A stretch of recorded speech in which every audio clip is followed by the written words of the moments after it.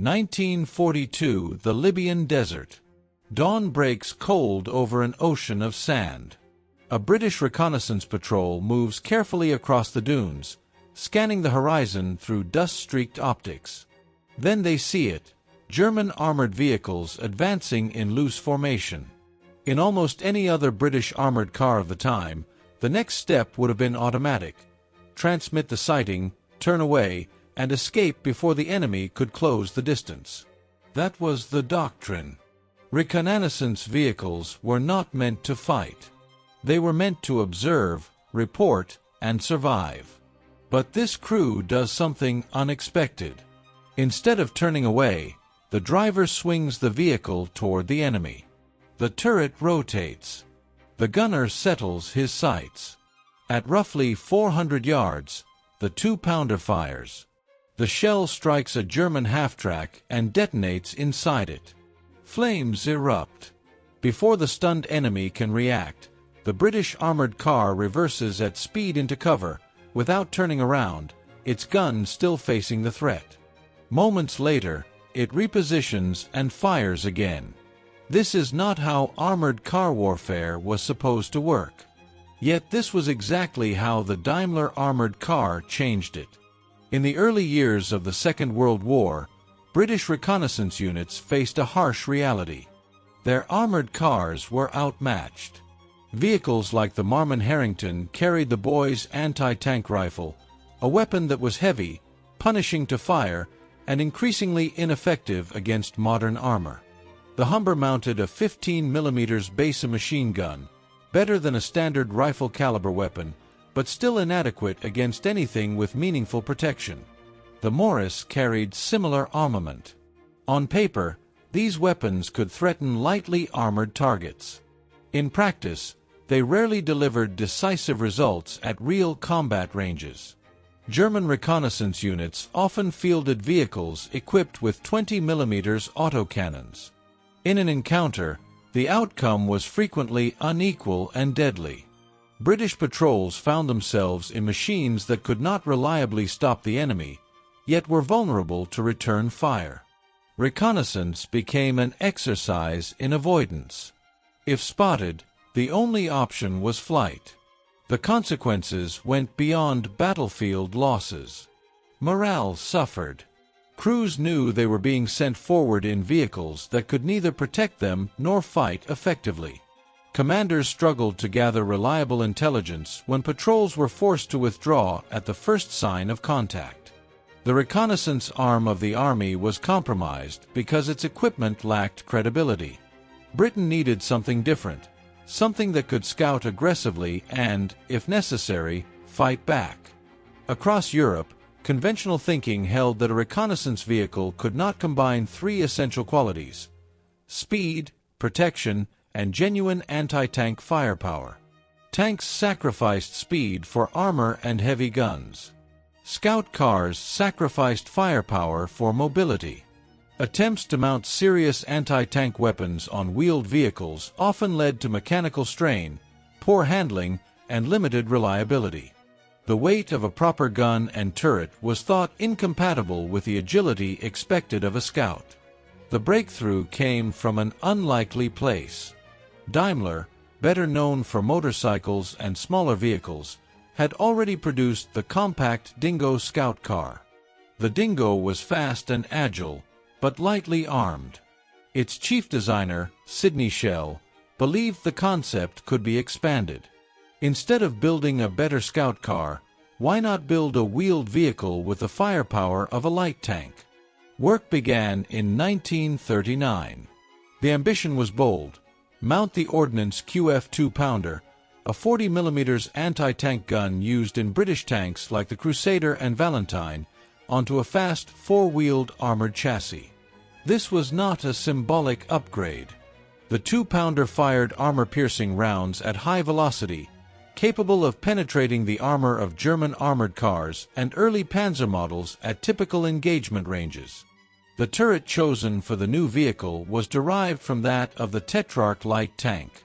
In effect, the Daimler Armoured Car carried the same main armament as contemporary British tanks, weighing significantly more. A coaxial 7.92 mm Besa machine gun provided additional firepower against infantry and soft targets. The 2-pounder did have limitations. For much of its service life, it lacked an effective high-explosive round, reducing its utility against entrenched infantry and fortified positions. But in the reconnaissance role, where the primary threat was enemy armored vehicles, the anti-armor capability was precisely what was needed. Engineering such a vehicle required innovation.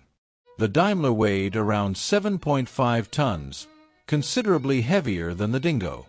To handle the added weight and recoil forces, Daimler employed a Wilson preselector gearbox combined with a fluid flywheel. This system allowed the driver to select the next gear in advance and engage it instantly. The fluid coupling prevented stalling, even under sudden load changes in combat conditions. Perhaps most importantly, the transmission provided 5 forward and 5 reverse gears with comparable performance. This meant the vehicle could engage the enemy head-on and then withdraw rapidly in reverse without turning around, keeping its gun trained on the threat at all times. In the fluid, unpredictable conditions of desert warfare, that capability could mean survival. The H-drive system distributed power efficiently to all 4 wheels, and independent suspension improved cross-country mobility.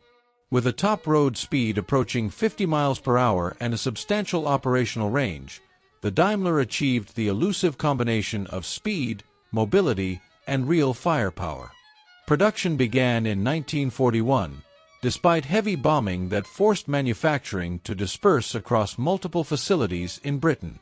By the end of the war, 2,694 Daimler Armoured Cars had been built. They would serve in nearly every major British theater. North Africa was their proving ground. Units such as the 11th Hussars received the Daimler in 1942 and quickly realized its transformative impact. Patrols that once avoided contact could now engage German reconnaissance elements with confidence. The 20 mm guns mounted on vehicles like the SD KFZ 222 struggled against the Daimler's frontal armor, while the British 2-pounder could disable or destroy German vehicles at effective ranges. The psychological shift was as significant as the technical one. British crews no longer felt defenseless.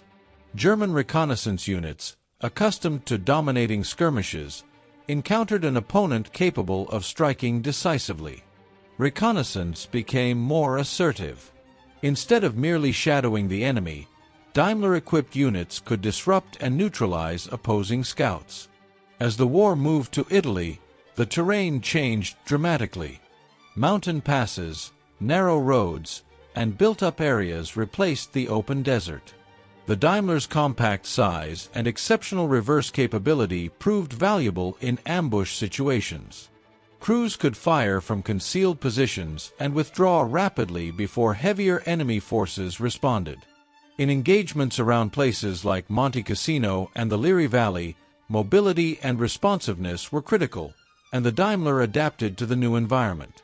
On D-Day, Daimlers landed with Allied forces in Normandy.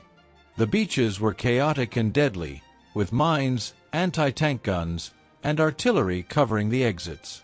Some vehicles were lost quickly, yet those that made it inland provided vital reconnaissance and screening for advancing formations. In the dense bocage countryside, visibility was limited and movement constrained. Crews improvised, sometimes modifying vehicles to better suit the environment, but the core strengths of the design, mobility, firepower, and flexibility, remained evident. Comparisons with foreign counterparts highlight why the Daimler was effective. German vehicles like the SD KFZ 222 were agile but lightly protected and open-topped, exposing crews to overhead threats. The later SD KFZ 234/2 Puma was formidable on paper, armed with a 50 mm gun and better armor, but produced in limited numbers. The American M8 Greyhound, built in large quantities, carried a 37 mm gun but had thin floor armor, making it vulnerable to mines. British crews often preferred the Daimler when available, citing its balance of protection and performance. In 1944, the addition of the Little John adapter further enhanced the 2-pounder's armor-piercing capability. This device increased muzzle velocity by compressing specialized ammunition as it exited the barrel, improving penetration against more heavily armored targets. It demonstrated that the Daimler's design had room for evolution, even years after its introduction. By May 1945, Daimlers were entering German cities as the war in Europe drew to a close. Units that had first fielded the vehicle in the desert now drove it into the heart of the Reich. From North Africa to Northwest Europe, the Daimler had served continuously and effectively. Its career did not end with the war. The British Army retained the Daimler into the late 1950s. In some cases, it outperformed intended replacements during testing. Other nations continued to operate the vehicle for decades. Its durability and adaptability extended its service life far beyond initial expectations. The success of the Daimler Armoured Car lay not only in its technical features but in the question it answered. Most armies asked how to build a better scout car. Britain asked how to ensure that reconnaissance units were not helpless when confronted by the enemy.